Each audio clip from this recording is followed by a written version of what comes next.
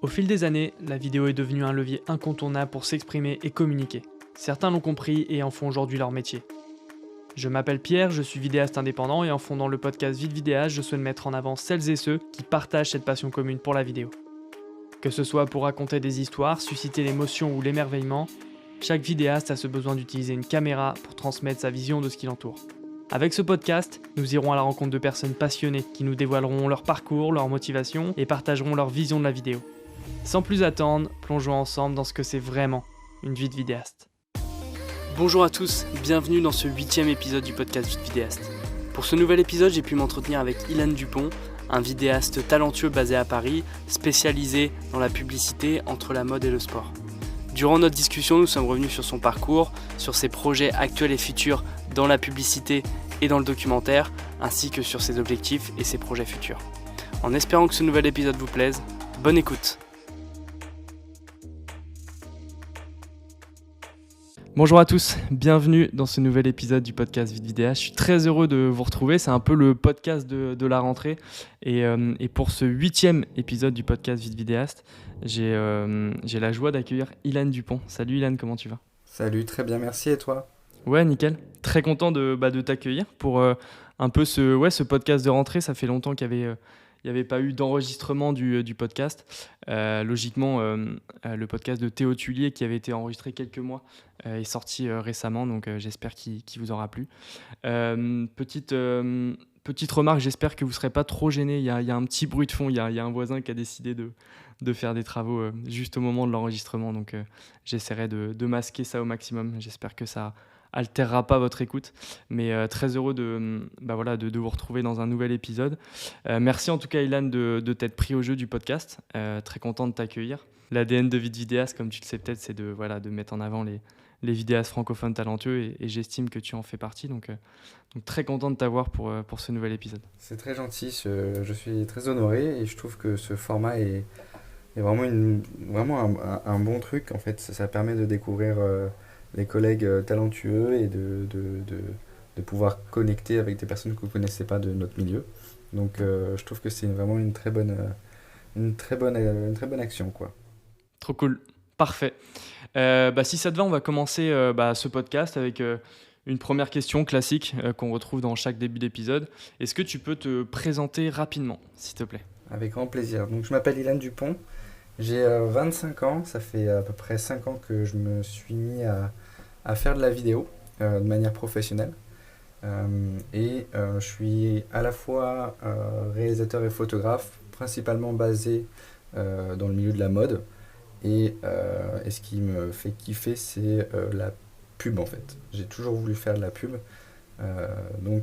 Aujourd'hui, j'ai la chance de pouvoir en vivre. Et voilà. Je suis basé à Paris et je viens du sud, comme le grand Lucas Bosque. Trop bien. Petite dédicace à Lucas Boss, effectivement, qu'on avait eu aussi dans le podcast il y a quelques mois. Trop bien, mais ouais, on en reparlera de tes projets actuels. C'est vrai que quand on va voir ton site internet, tes réseaux sociaux, on voit que tu as cette patte un peu effectivement liée à la mode, liée à la publicité, donc on en reparlera. Mais c'est vrai que dans les épisodes à chaque fois de Vite Vidéaste, on fait un peu un podcast chronologique où on commence un peu par les débuts, le parcours un peu que tu as pu avoir avant de te lancer, ou alors à tes débuts dans la vidéo. Et puis au fur et à mesure, on parlera de tes projets actuels et futurs. Mais ouais, effectivement, suite à ta petite présentation, la question qui me vient, c'est comment c'est venu un peu cette passion pour la vidéo ? Est-ce que tu es tombé dedans quand tu étais petit ? Est-ce qu'au contraire, c'est venu un peu tard ? Comment ça s'est déclenché pour toi ? On va dire que c'est venu assez tôt, mais j'en avais pas forcément conscience. C'est-à-dire que quand j'étais plus jeune, vers mes 10-11 ans, je me suis mis à faire beaucoup de sports extrêmes, comme du BMX, du skate, tout ça. Et en fait, à force de regarder des vidéos de BMX, je me suis dit, je veux faire moi aussi des vidéos de BMX pour pouvoir juste me filmer moi. Et au fur et à mesure, c'est-à-dire que je commençais à faire des vidéos de moi en train de faire du BMX. Et ensuite, je me suis dit, en fait, j'aime bien faire du BMX, mais ce que je kiffe plus, c'est faire des vidéos. Et je me suis mis à faire des vidéos de mes collègues, en fait, tout simplement. Et donc pendant 2-3 ans, j'ai fait pas mal de petites vidéos jusqu'à ce que mon appareil se casse et que je n'ai plus la possibilité d'acheter un autre appareil. Bah ouais. Parce que ouais, t'avais quel âge à cet âge-là quand t'as commencé à faire des vidéos? T'avais 12 ans? C'était entre 10 et 13 ans, quoi. Ah ouais, ok. Ah ouais, donc c'est tôt. Donc C'est cool. c'est assez tôt et je l'ai fait de manière totalement innocente et en me disant, enfin, j'avais même pas conscience que il y avait une possibilité de carrière ou quoi que ce soit. Je le faisais juste pour le plaisir.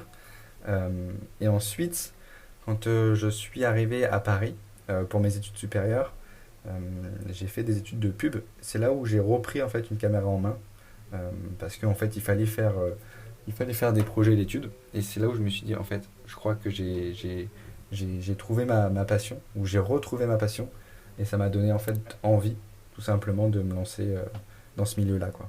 Trop bien. Ouais, donc c'est une petite passion qui est née ouais, assez tôt. Et c'est marrant, par exemple, bah, les premiers petits films que tu faisais, c'était avec la caméra de ton papa. C'est quelque chose que tu avais acheté. Comment ça se passe? C'était une caméra qu'on m'avait offert pour mon anniversaire. Donc il me semble que c'était à 10 ans. C'était je sais pas si tu te souviens, c'était un Casio Exilim. Tu sais, c'est les petits. C'est vraiment les trucs vraiment pas fous.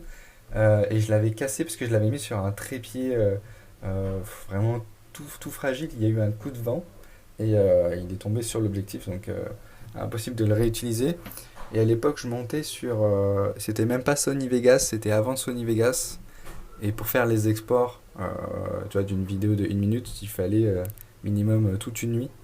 Et, je me souviens de ces moments où tu te réveilles le matin, tu es impatient d'aller regarder ta vidéo. Et il y a une faute tu vois, de frame dans ton montage. Je dois tout Ouais. recommencer. Quoi. Allez, la nuit prochaine, c'est reparti. Bah non, mais trop bien, trop bien. C'est cool parce que ça change un peu des profils qu'on peut avoir dans le podcast et de manière générale en ce moment où c'est vrai qu'il y en a beaucoup qui se sont lancés un peu sur le tard en voyant qu'effectivement bah, la vidéo, peut-être dans les années 2016-2017, ça commençait à prendre avec tu vois, des vidéastes anglophones qui commençaient vraiment à faire des grosses vidéos comme des Sam Colder, etc. C'est ça aussi qui a donné pas mal peut-être l'envie à pas mal de gens de se lancer. Mais toi, c'est marrant de voir que c'est venu encore plus tôt et que bah, je suppose à l'époque, il y avait peut-être même pas trop de vidéos sur YouTube. Comment tu as commencé à faire des vidéos? Toi, tu te formais un peu sur le terrain? Est-ce que tu allais voir justement des ressources en particulier? Peut-être bah, sur YouTube, je sais même pas si c'était encore trop fréquent. Comment Bah, ça s'est... on va dire que les débuts, donc mes premières vidéos, donc quand vraiment j'étais tout jeune, je regardais simplement, en fait, c'est là où je me suis dit je veux faire de la vidéo. Je regardais des vidéos de BMX. Donc il y avait un site qui s'appelait BMX Avenue et je passais toutes mes soirées à regarder des vidéos de BMX. Je veux faire la même chose. Et donc j'ai juste pris une caméra et après j'étais pas mal, on va dire, enfin je suis assez technologique donc j'aime bien tout ce qui est logiciel, peu importe, enfin, je me débrouille assez bien, enfin, depuis mon plus jeune âge. Et j'ai commencé à me mettre sur juste Sony Vegas et j'ai commencé à mettre mes rushs et à monter tout simplement. Donc j'ai pas forcément appris de choses spécifiques. Mais ensuite, quand je me suis mis vraiment à la vidéo, là j'ai commencé à regarder beaucoup de tutos, que ce soit en anglais, en français, j'ai acheté des formations et j'ai beaucoup pratiqué quoi. Ouais, c'est ça. Parce qu'après, c'est ce que tu disais, ouais, il y a une première phase où tu démarres un peu bah, la vidéo, ça vient un peu pour passion à tes 10-13 ans. Et après, il y a cette seconde vague, entre guillemets, où tu reprends tes études, tu arrives à Paris et là, tu redécouvres un peu ce que c'est la vidéo. Mais je suppose que ça prend peut-être une tournure différente où là, peut-être que tu commences à avoir du matériel un peu plus haut de gamme. Effectivement, tu commences à te former. Toi, tu disais que ouais, c'était une école de publicité que tu as faite et t'as pu faire des projets vidéo dans cette école. Est-ce que, est-ce qu'à ce moment-là, tu projetais de te lancer à ton compte ou c'était pas du tout envisagé de ta part? Alors non, parce que initialement j'ai fait du coup 3 ans de pub. Donc j'ai fait Paris Descartes et Sub de création. Et initialement je voulais être directeur artistique pour des agences de pub. Donc la pub m'a toujours intéressé, vraiment j'ai toujours aimé ce milieu-là, mais Initialement, je voulais être vraiment directeur artistique jusqu'à ce que je fasse un stage en agence et que je me rende compte que en fait c'était pas du tout ça et que en dessous de cette agence-là, il y avait une boîte de production qui s'appelait The Plane et dans laquelle j'ai fait par la suite un an de stage, puis après j'ai travaillé pour eux. Et c'est là où je me suis dit, ok, donc c'est réellement de la production vidéo que je veux faire dans la pub. Donc en fait, mon stage, mes années d'école de pub m'ont permis d'apprendre tous les codes qu'utilise la pub pour faire une pub, tout simplement. Et ensuite, j'ai amélioré mes skills de vidéo par la boîte de production dans laquelle j'ai bossé et par la pratique aussi. Ouais, trop bien. Ouais, c'est ça, j'imagine que ça s'est assez bien complété parce que le fait d'avoir fait des études dans la pub et peut-être toi ta volonté d'être directeur artistique, aujourd'hui on la sent aussi dans ton style de vidéo que c'est très travaillé, enfin c'est très visuel et qu'il y a une patte graphique qui est assez marquée. Donc j'imagine aussi c'est ce parcours un peu avant la vidéo qui te sert aussi aujourd'hui. Mais du coup, ouais, l'appel de la vidéo a été trop fort. Donc ouais, c'est ça en gros. Donc tu as vraiment eu cette envie de faire de la vidéo après tes études. Donc tu fais une sorte de stage dans une boîte de prod et en 2018, c'est ça, tu décides de te lancer à ton compte en micro-entreprise, c'est bien ça? Ouais, exactement. Je décide de me lancer en micro-entreprise. Je travaille à cette époque-là avec 2 boîtes de production qui me permettent d'avoir du travail régulier et de quitter en fait, parce qu'en même temps que je faisais mes études, je travaillais dans la restauration pour pouvoir payer mes études, mon appartement et ma vie tout simplement. Et, euh, et le moment où je me suis vraiment lancé, c'était peut-être un an après la création de mon statut auto-entrepreneur, où j'avais en fait des vidéos régulières qui permettaient de financer toute ma vie. Et après, à partir de là, j'ai jamais arrêté pour le moment. Ouais, c'est ça.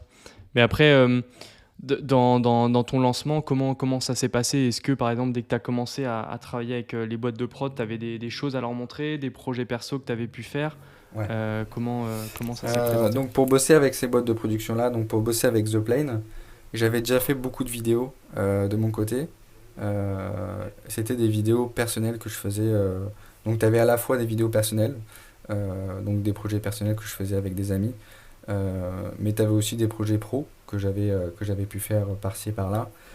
Mais pour pouvoir rentrer dans ces boîtes de prod, j'avais déjà beaucoup de vidéos là, de vidéos pardon. Et, euh, et en fait, ouais, en fait, pour rentrer dans une boîte de prod, il faut absolument montrer ton travail, ton univers.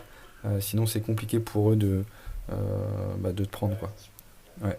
Donc, ouais, le stage que j'ai eu chez The Plane, j'ai vraiment galéré pour l'avoir. Mais franchement, ça a été ma meilleure expérience, enfin l'une de mes meilleures expériences, parce que j'ai appris vraiment beaucoup de choses. Et c'est là où j'ai commencé à faire des gros tournages où j'ai appris beaucoup sur le métier, que ce soit en tant que producteur, en tant que caméraman, en tant que monteur, en tant que gestionnaire de boîte de production. Ça a été vraiment une expérience hyper complète et qui me sert encore jusqu'à hier où j'utilise des choses que j'ai appris pendant ce stage-là, quoi. Ouais. Ouais, tu dis, ouais, c'est trop bien d'avoir des expériences comme ça qui soient aussi formatrices. Tu vois, le fait que tu aies pu voir plein d'aspects de la création vidéo, j'imagine que ça a été hyper bénéfique pour toi. Donc non, c'est cool. Mais effectivement, pour peut-être les gens qui nous écoutent, qui se lancent et qui voudraient peut-être aussi, au-delà d'avoir des projets tout seuls, mais peut-être être en contact avec des agences ou des boîtes de prod, est-ce que toi, tu aurais des conseils à donner à ceux qui nous écoutent sur comment il est possible voilà, de rentrer en contact avec eux, les bonnes pratiques à effectuer pour voilà, prétendre travailler avec des boîtes de production? Est-ce que tu aurais quelques conseils à donner? Encore une fois, hein, j'insiste sur les projets personnels. Il faut avoir de la matière à montrer aux boîtes de production. Il faut se mettre à leur place.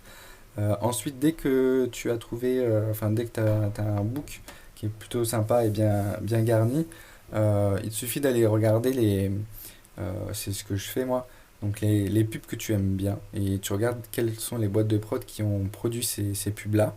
Et ensuite, tu vas tout simplement les contacter. que ce soit en physique ou par mail ou téléphone. Et tu leur proposes de travailler avec toi.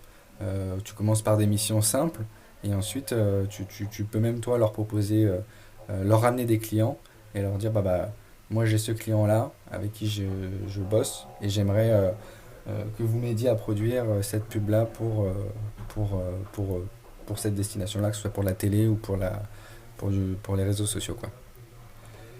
Donc ouais. À l'heure actuelle, moi j'ai des boîtes de prod qui euh, me donnent du travail ou moi je leur donne du travail mais elles m'aident à produire la publicité. Ok.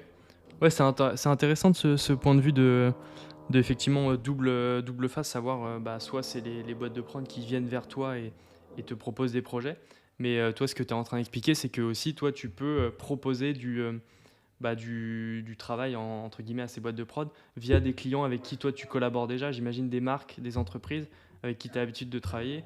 Ok, ouais, c'est intéressant parce que effectivement on va pouvoir switcher sur tes projets actuels et c'est vrai que quand on regarde ton site internet, tes réseaux sociaux, voilà, il y a des chouettes noms qui en ressortent. C'est vrai que il y a du contenu pour Adidas, pour Prada, si je dis pas de bêtises, Chloé, des choses comme ça, enfin toujours lié à la publicité, à la mode.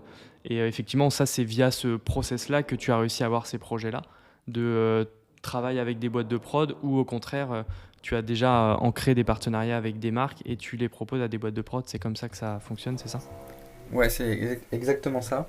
Là, par exemple, le dernier projet que j'ai fait, donc c'est une pub TV que j'ai fait pour une marque qui s'appelle My Origins. Et donc c'est une pub qui va passer, enfin qui passe là à l'heure actuelle sur M6 et sur TF1 et qui sponsorise l'émission. Trop bien, félicitations. La marque s'appelle My Origins. Tu Trop bien, je disais félicitations, c'est cool, Ah oui, oui, pardon. un spot TV comme ça, c'est J'ai trop pas bien, entendu. bien joué.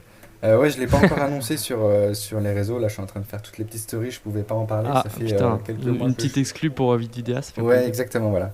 Ça fait quelques mois que je bosse dessus. Et donc, c'est une pub qui sponsorise l'émission Danse avec les stars sur TF1 et qui sponsorise L'amour est dans le pré sur M6. Donc, voilà, c'est un projet par exemple que j'ai apporté à une boîte de production. Et je lui ai dit, j'ai ce projet-là, j'ai tant en budget. Est-ce que ça te dirait de bosser avec moi pour m'aider à produire la campagne? Parce que c'était une campagne globale, à la fois photo, vidéo, euh, pour les réseaux sociaux et aussi pour la télé, quoi. Trop bien. Franchement, ouais, félicitations à toi. C'est un beau projet, effectivement, une pub télé. Pour le coup, si ça te va, moi j'aimerais bien rebondir là-dessus parce que c'est cool de pouvoir en discuter. Mais parce qu'effectivement, c'est intéressant pour les gens qui nous écoutent de voir un peu ces aspects, voir comment ça se déroule aussi pour des gros projets comme ça. Parce que toi, effectivement, la boîte de production, quand toi tu amènes un projet comme ça avec My Origins, quelle est leur plus-value à cette boîte de production? Ils vont t'apporter, j'imagine, une équipe à ta disposition pour créer ce spot. Comment ça se présente? Quel est l'intérêt de s'épauler d'une boîte de production pour des projets comme celui-là? Ouais, tout à fait, t'as bien ciblé la chose, c'est que pour des gros projets comme ça, moi j'ai pas la possibilité en termes de temps, de me mettre sur tous les fronts. Et en fait, avoir un partenaire, donc une boîte de production, donc la boîte de production avec qui j'ai produit ça s'appelle Geol Production, et tu as une autre boîte qui s'appelle aussi Matin Studio. Donc ça te permet en fait d'avoir des bras en plus et des personnes qui sont qualifiées dans leur domaine. Donc mettons ma directrice de production, elle a en tête tous les formats à sortir, toutes les deadlines, elle sait qui va où sur le shooting. Elle va contacter en fait toute l'équipe, en fait elle va mettre en place toute l'équipe de tournage. Donc elle va trouver le chef opérateur, elle va trouver le make-up, le styliste, elle va louer les studios. Pour cette pub-là, par exemple, j'ai fait faire construire 5 décors. Donc j'ai refait faire construire une salle de bain, euh, une salle à manger, une cuisine, un jardin d'hiver. Et ce qui fait que pour ça, en fait, il faut contacter plein de constructeurs, après il faut envoyer les plans, faire les retours, aller sur la construction, voir si tout correspond à ce que moi j'avais en tête. Euh, Avoir une boîte de production, et c'est vraiment comme ça que je l'ai ressenti.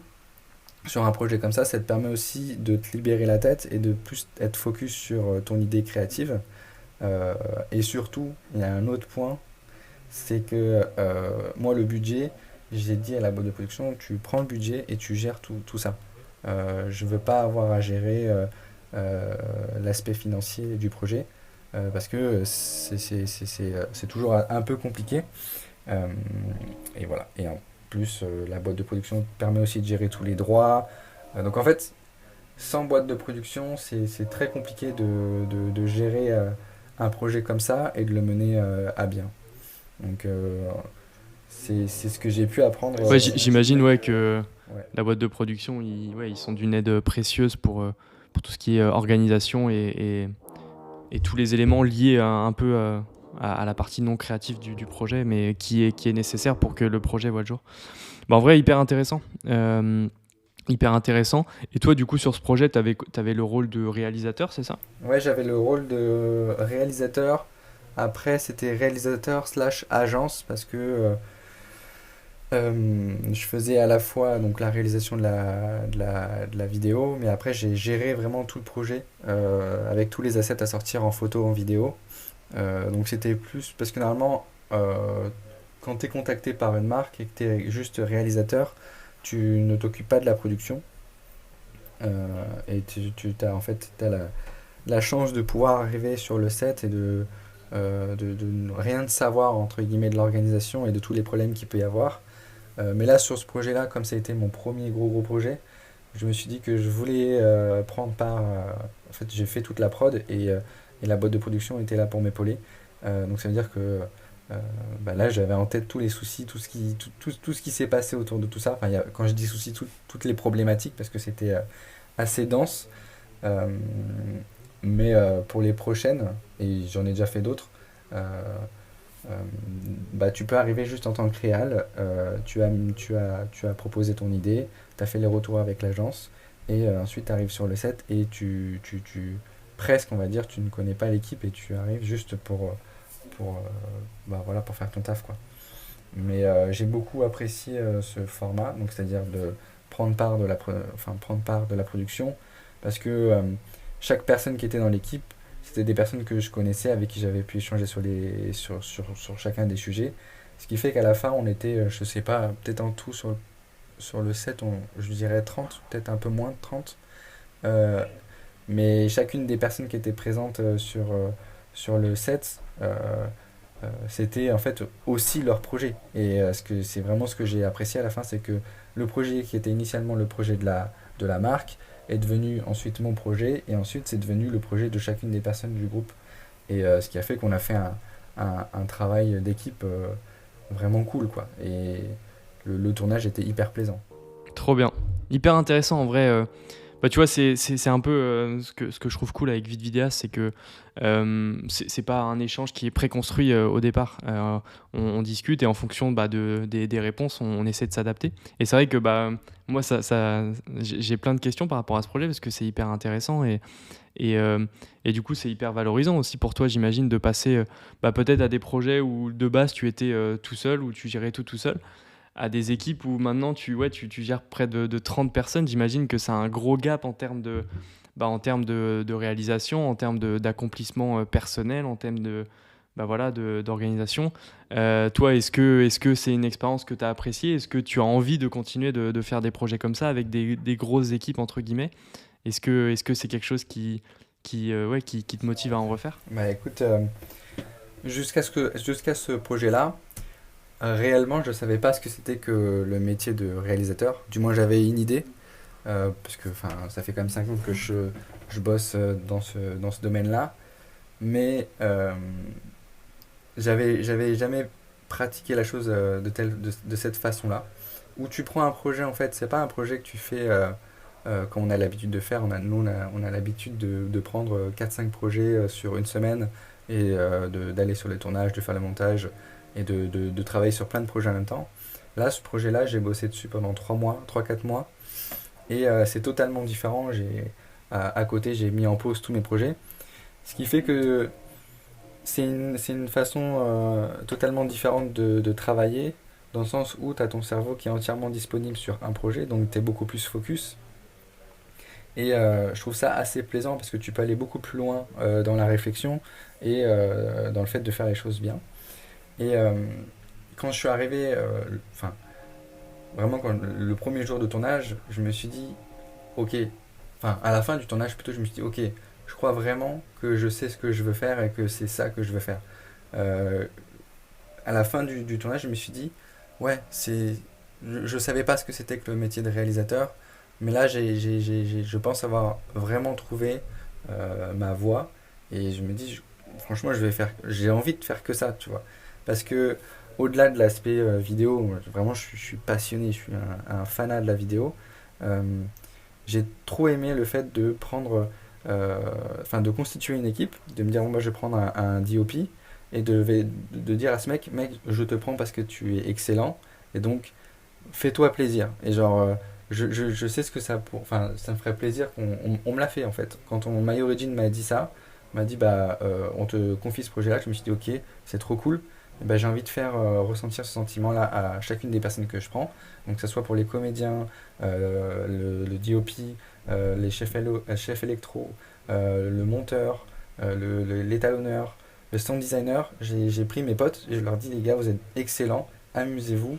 Et je sais que ça va être incroyable parce que bah, je vous connais et surtout que vous êtes excellents. Donc, et si vous êtes passionné, forcément ce qui va en ressortir, c'est des choses bien.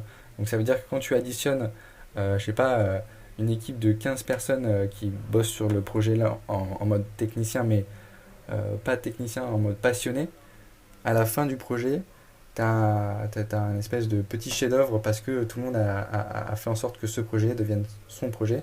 Et c'est comme, entre guillemets, un entrepreneur qui crée son entreprise, comme on va prendre Louis Fouché.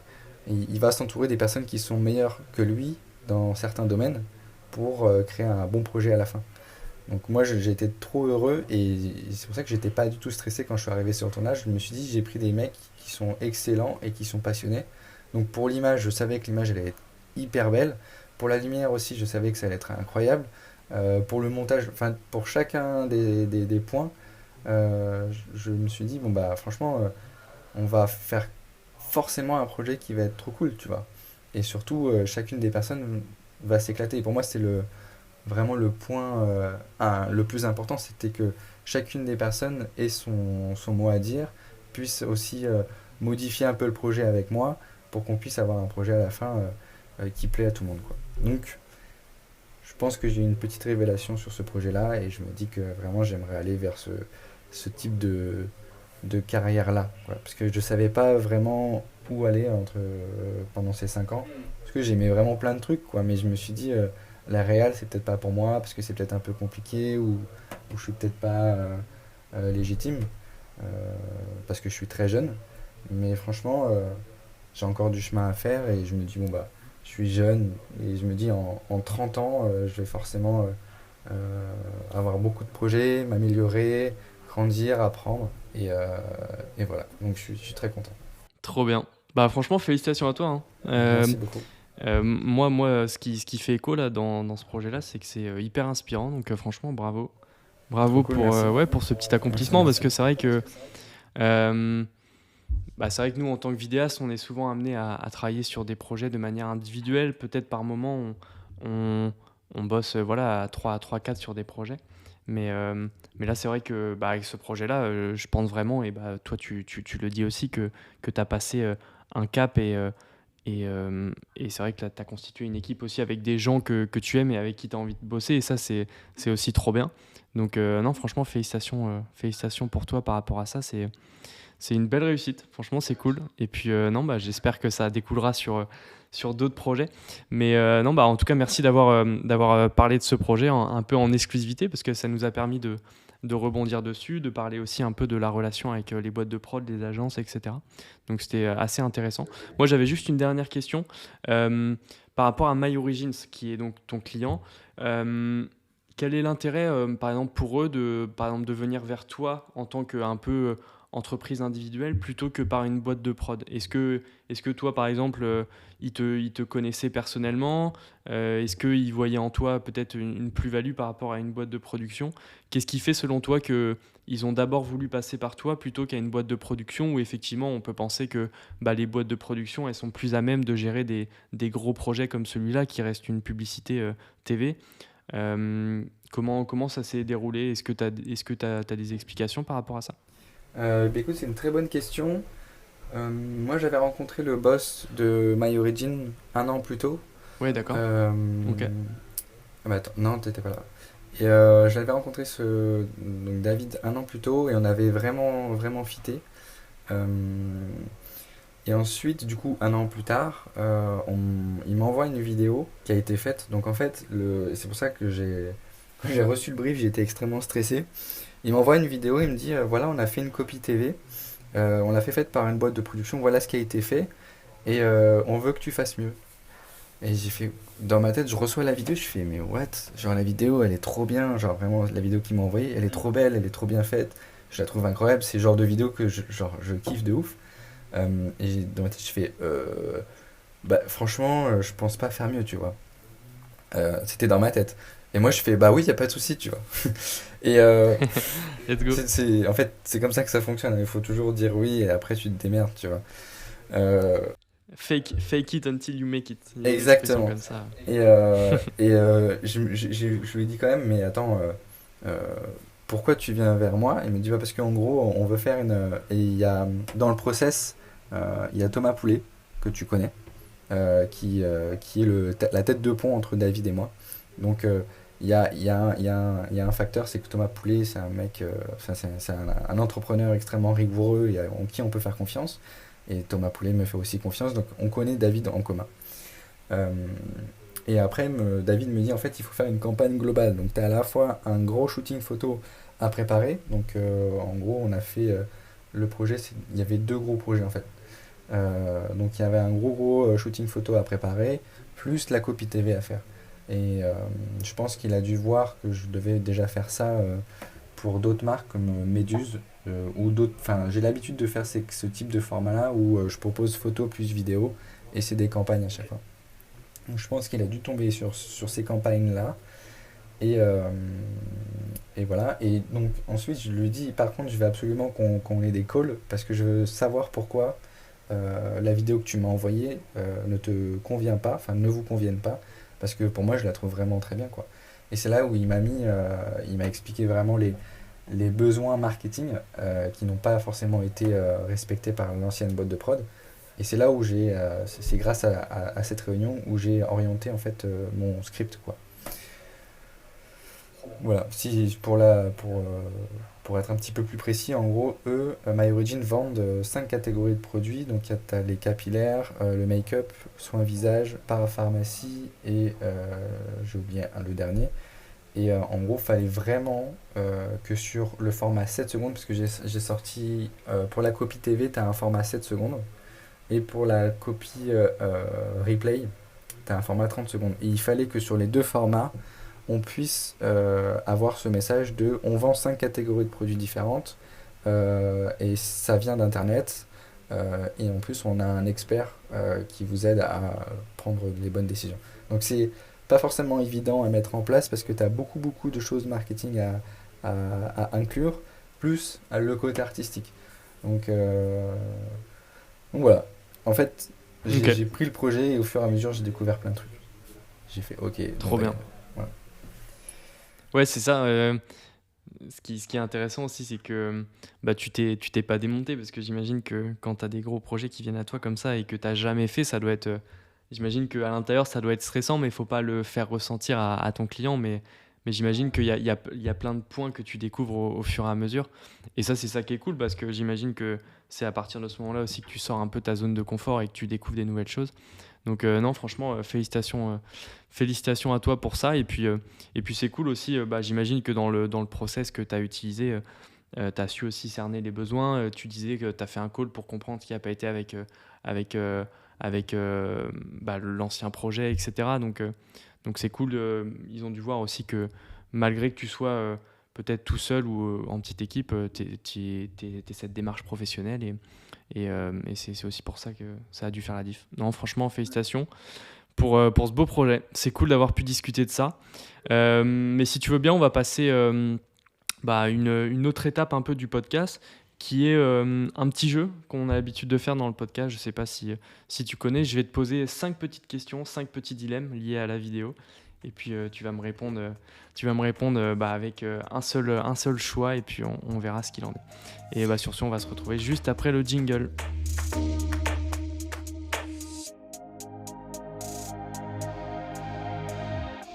Ok, donc le jeu, si tu dois choisir, désormais un incontournable du podcast. Je vais te poser 5 petites questions, 5 petits dilemmes et tu vas devoir me répondre par un choix des questions liées à la vidéo. C'est à peu près toujours les mêmes, mais pour voir un peu les aspérités de chacun des vidéastes. La première question que je vais te poser, c'est si tu dois choisir un pays à visiter ou un pays dans lequel tu aimerais tourner une vidéo, ce serait lequel ? Je pense que j'irai en Islande. Ok. C'est un peu En cliché, Islande. mais j'ai envie de le faire. Et c'est mon prochain pays, donc voilà. Ah, tu vas y aller prochainement ? Je vais y aller. Enfin, c'est ma prochaine destination. L'Islande en Defender. Defender, Ah c'est yes, en 4x4. trop bien. Et tu vas en mode, tu vas y aller en mode perso ou pour tourner peut-être Non, j'y vais en mode perso. J'y vais en mode perso, mais je vais filmer là-bas. Ouais, c'est ça. Tu as prévu d'y aller pour quand ? 2023, après, j'ai pas encore ma fenêtre. Mais 2023, j'y vais, pour sûr. C'est vrai que l'Islande, ouais, c'est un peu, comme tu dis, ça a devenu un peu cliché parce que beaucoup de créateurs font des choses là-bas, mais en même temps, ça s'y prête bien parce que franchement, c'est assez unique et assez exceptionnel comme lieu, donc non, ça se justifie bien. Ok, l'Islande, parfait. Prochaine question, si tu dois choisir une marque avec qui collaborer, vraiment genre la marque de tes rêves pour qui tu aimerais vraiment faire réaliser une vidéo ou quoi, ce serait qui ? Ça serait Chanel. Parce que j'aime beaucoup la maison, j'aime beaucoup les valeurs. C'est une marque qui est à la fois élégante, classe. Enfin, j'adore les maisons de luxe, mais spécialement Chanel. Enfin, celle de Gabrielle Chanel, je suis totalement fan et je serais honoré de pouvoir travailler pour eux. Trop bien, ça peut se comprendre, trop bien. Peut-être que j'ai déjà la réponse, qu'on l'a abordée, mais si tu dois choisir un seul domaine de vidéo dans lequel tu voudrais exercer, lequel ce serait ? Du coup, ça serait dans la pub.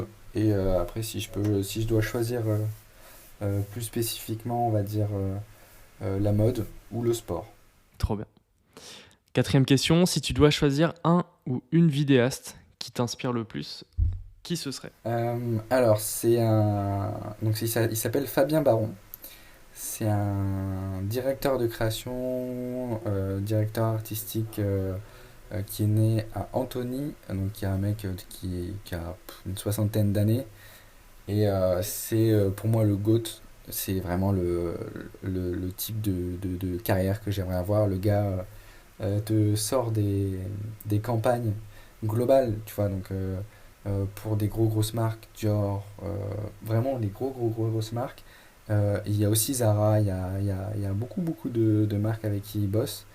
Et le mec, c'est pour moi vraiment le GOAT de la direction artistique, où il te sort des campagnes, tu vois, je prends celles de Zara ou celles de Dior, mais celles de Zara, je les adore parce que toutes les pubs qui sortent pour Zara, par exemple, c'est ce mec-là qui les fait. Donc c'est son agence qui s'appelle Baron Baron. Je trouve que en fait, arriver à ce stade où la marque te dit tu fais ce que tu veux, et le mec se dit je fais ce que je veux, et il prend juste un concept artistique et il fait une campagne de pub, que ce soit vidéo ou photo, autour de tout ça. C'est carrément mon objectif, tu vois, en me disant je crée la direction artistique, non plus de mon agence, mais d'une marque à part entière, tu vois. Et toute la direction artistique, tu vois, tu prends un exemple de Zara ou de Dior, c'est ce mec-là qui s'en occupe. Donc il fait pas, et lui il va pas toucher à l'aspect technique, il va se concentrer sur vraiment la création et se dire écoute, je fais cette campagne autour de ce thème-là, voici pourquoi, Et après, tu as tout un historique de recherche, enfin bref, c'est un travail vraiment de. C'est plus de la direction artistique, c'est de la direction de création, quoi. Bon, voilà, pour arriver à ce genre de stade-là, il faut vraiment avoir de l'expérience. Le gars, ça fait 40 ans qu'il est dans le métier, donc grand Ah, respect. hyper intéressant. Ouais. Ok. Ouais, à titre personnel, je connaissais pas. Peut-être que d'autres le découvriront aussi en t'écoutant, mais trop bien. Hyper intéressant. Parfait. Et puis, dernière question, si tu dois choisir vraiment un projet que tu voudrais... Je vais la refaire. Ok, trop bien. Et puis, dernière question, si tu dois choisir un projet vraiment que tu voudrais réaliser dans ta carrière, lequel ce serait? Bah, il y a trop de trucs que j'aimerais faire, mais dans Une l'idée, publicité pour Chanel, peut-être? une pub pour Chanel, une pub pour Dior, enfin pas une pub, une campagne globale. Euh, le projet, on va dire le type de projet que j'aimerais avoir, c'est travailler pour une marque. Je m'en fiche que ce soit Chanel, Dior, peu importe, ça c'est des noms, c'est pour le CV.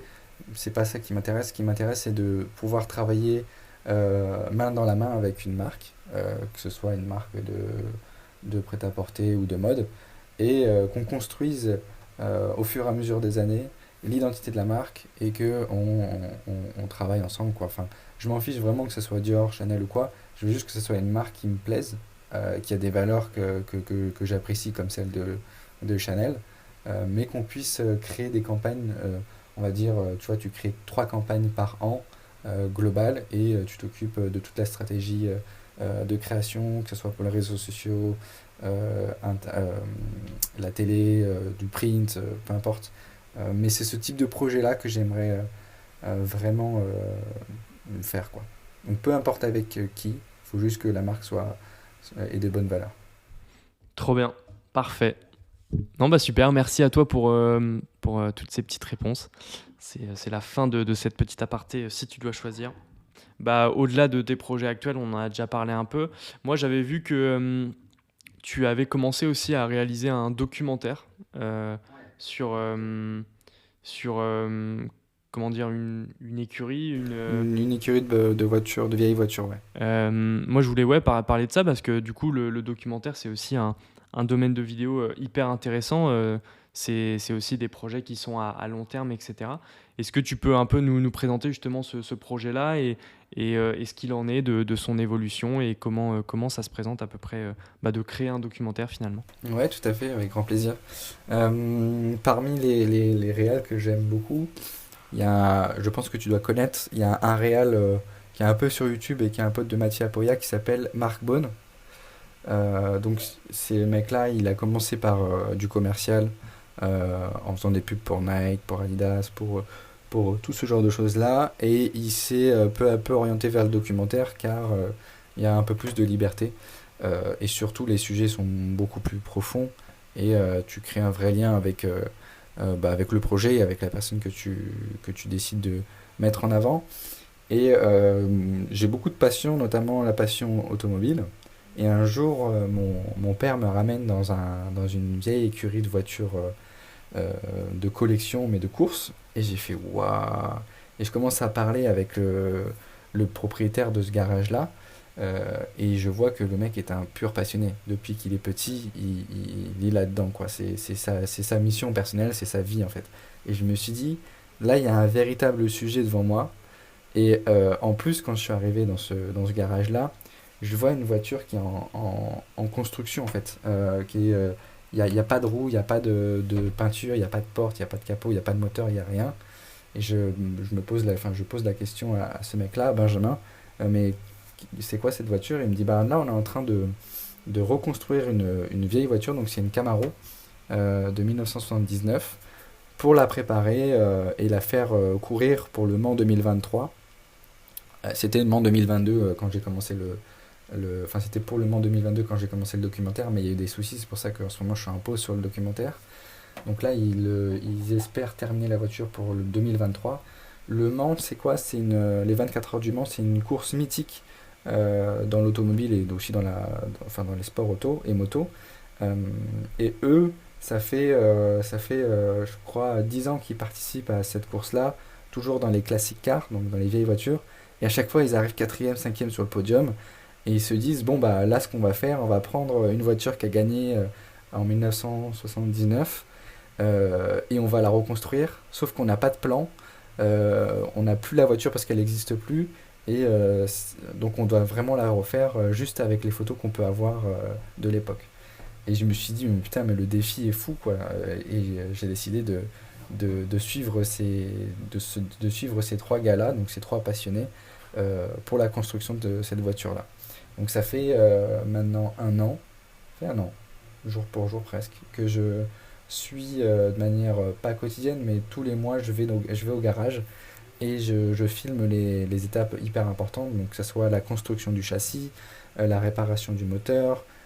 Ils font par exemple, pour donner un ordre d'idée, il y a certaines pièces de moteur qui est recréée, donc c'est comme de l'impression 3D, mais avec des pièces en métallique, donc c'est des pièces, enfin ça s'appelle la CNC.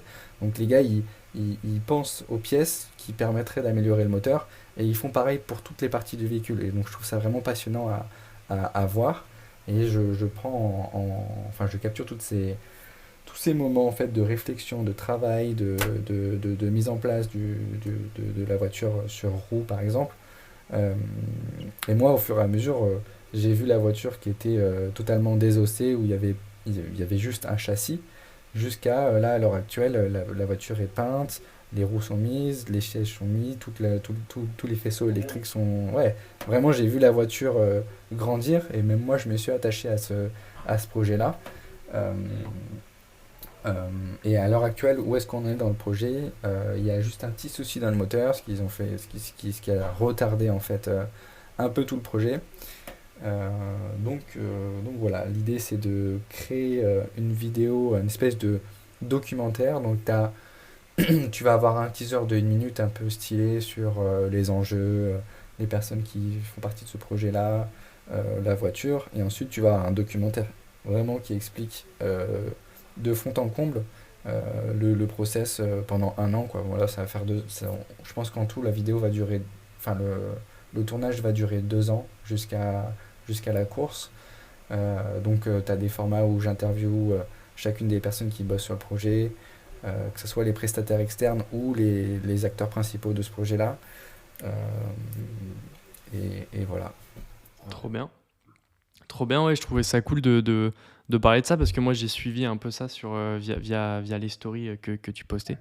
Et c'est vrai que le documentaire, bah, c'est une approche forcément différente, pareil aussi très très long terme d'un projet vidéo, mais c'est aussi très hyper intéressant, hyper valorisant.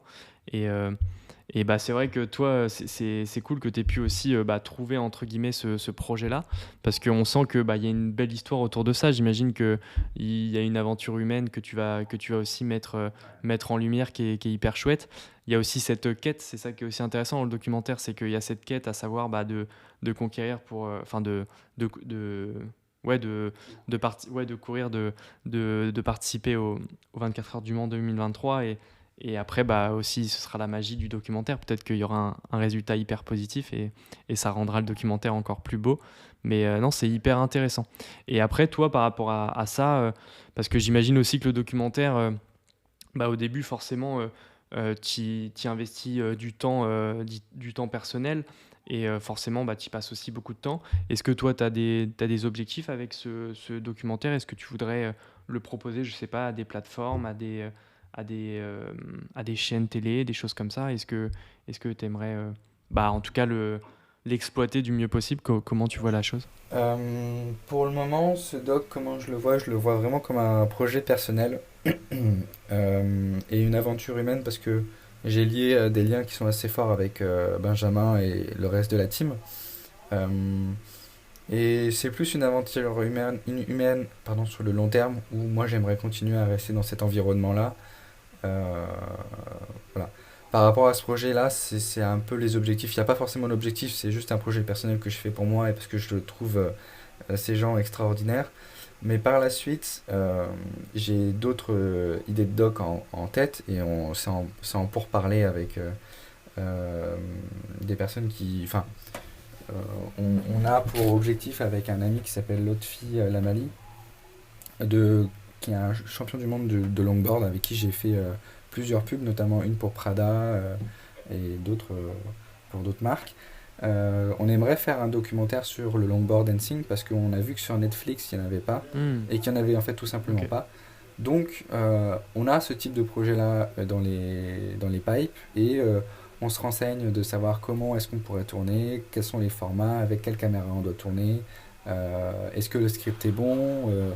Donc on travaille sur ça et effectivement il y a des idées de doc en cours. Donc là c'est le enfin en termes de projet documentaire c'est le projet qui va arriver je pense d'ici peu, mais ça prend quand même du temps à faire et moi je le fais pas pour l'argent, mais juste quand même en termes de retour financier il y en a pas. Euh, et de temps, ça prend beaucoup de temps quand même. Donc Ouais, mais c'est plus, ouais, c'est ça, c'est plus un projet passion. C'est un projet pour passion vraiment carrément. Moi, il y a des docs, tu vois, comme Cispiracy, Cospiracy, ou d'autres docs que Charles Villain peut faire. Je suis fan, absolument fan, parce que c'est des. Tu vois, genre, les pubs que j'aimerais faire pour Dior, pour Chanel, c'est gentil, c'est beau, mais c'est pour mon kiff et c'est pour aider une marque. Mais moi, j'aimerais à terme vraiment faire des choses qui ont du sens et qui aident vraiment les gens, tu vois.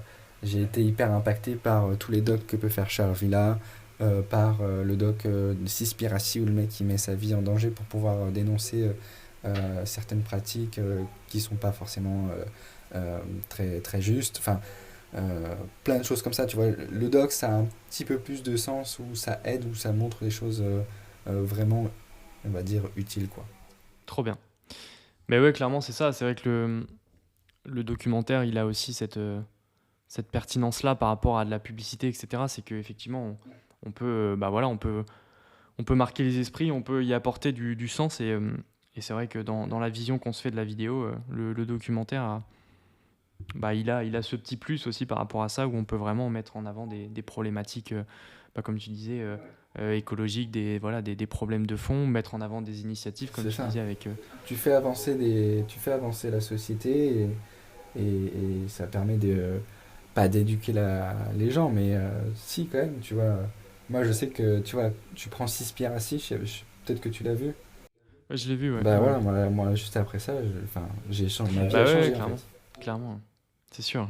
Bah ouais, ça fait évoluer les mentalités, c'est sûr. Hyper inspirant. En tout cas, ouais, ça me tenait à cœur d'évoquer ça parce que je trouvais ton initiative hyper cool. Donc c'était chouette de parler de ça. Bah écoute, sur ce, on va arriver un peu à la fin du podcast. J'avais juste une petite dernière question pour finir le podcast. Est-ce que toi, tu aurais une petite recommandation à donner à ceux qui nous écoutent sur la vidéo? Voilà, ça peut être sur le mindset, sur le lifestyle, quelque chose voilà, que toi, tu mets en place dans ton quotidien qui t'apporte beaucoup et que tu voudrais partager aux personnes qui nous écoutent. Oui, tout à fait. Je parle en tant que. Je pense que si on fait de la vidéo, je pense qu'on est tous passionnés. Et je parle en tant que passionné à des passionnés. Franchement, faites votre chemin. Ne vous stressez pas. Et juste faites de votre mieux de manière quotidienne. Et ne perdez pas vos rêves d'enfant, entre guillemets. Ça paraît un petit peu fantasque ce que je dis, mais c'est totalement. Enfin, vraiment, je suis hyper passionné. C'est un truc qui me. Tous les jours, en fait, je vis vidéo, je vis photo, je vis tout ça. Et il y a des fois où, pendant ces 5 années de travail, j'ai pu perdre en fait un peu le cap de ça. Et j'ai pu perdre un petit peu de passion par rapport à la vidéo. Et il n'y a rien de pire, en fait, en tant que sentiment personnel, je trouve.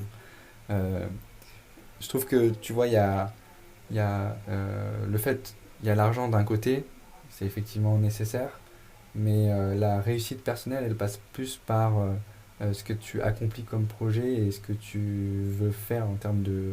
Enfin, ouais, c'est ce que tu accomplis comme projet, et si tes projets, peu importe, c'est de filmer des éléphants en Afrique du Sud pour pouvoir démontrer un truc, bah fais-le.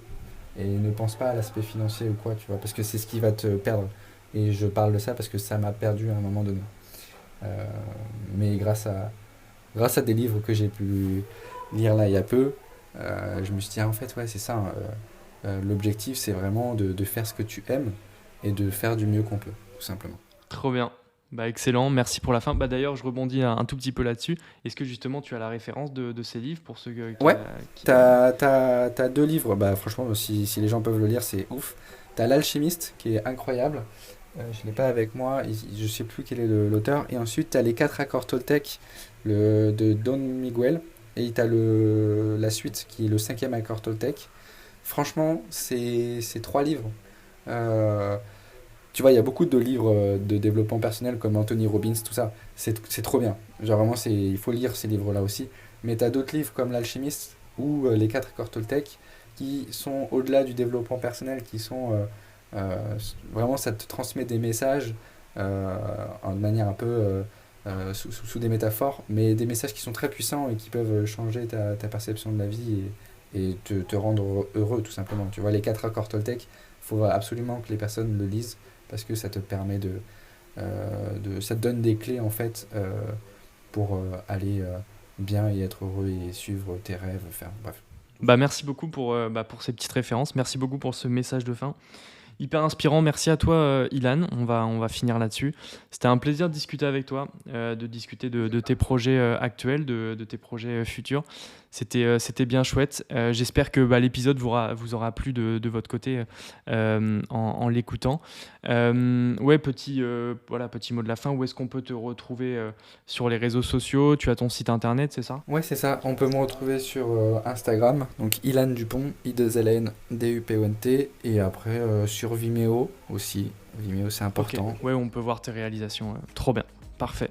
Merci encore à toi, Ilan, de t'être pris au jeu. C'était hyper cool. Et puis, on se dit à bientôt. Allez, à plus. Merci pour cette initiative. Salut. Ciao. Merci beaucoup d'avoir écouté cet épisode jusqu'à la fin. J'espère qu'il vous aura plu. Si c'est le cas, je vous invite à laisser une petite note sur la plateforme d'écoute que vous avez choisie. Autrement, je vous invite à suivre les différents réseaux sociaux de Vite Vidéaste. On essaie vraiment de créer un média autour de Vite Vidéaste, autour des vidéastes francophones. Donc n'hésitez pas à aller soutenir cette initiative en suivant les actualités sur les réseaux sociaux. Sur ce, on se retrouve au prochain épisode.